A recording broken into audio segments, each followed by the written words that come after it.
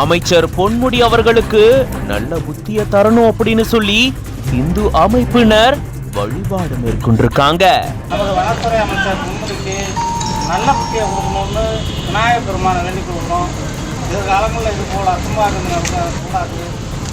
எப்படி இருக்கிற கூட்டம் குறைவு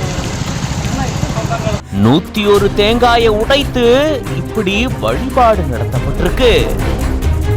மயிலாடுதுறை மாவட்டம் சீர்காழி அடுத்த வைத்தீஸ்வரன் கோயில்ல இரட்டை பிள்ளையார் கோயில்ல தமிழக அமைச்சர் பொன்முடி அவர்களுக்கு நல்ல புத்திய கொடுக்கணும் அப்படின்னு சொல்லி 101 தேங்காய்களை உடைச்சு வழிபாடு நடத்தி இருக்காங்க விசுவ இந்து பரிஷத் அமைப்பினர். சமீபத்துல அமைச்சர் பொன்முடி அவர்கள் பேசின சில வாக்கியங்கள் சர்ச்சையை ஏற்படுத்தியிருந்த சூழல்ல திமுகவினுடைய துணை பொதுச் செயலாளர் பதவியில இருந்தும் நீக்கப்பட்டிருந்தாரு. இதுக்கு பல்வேறு தரப்பினரும் கண்டனங்களை தெரிவிச்சிருந்தாங்க.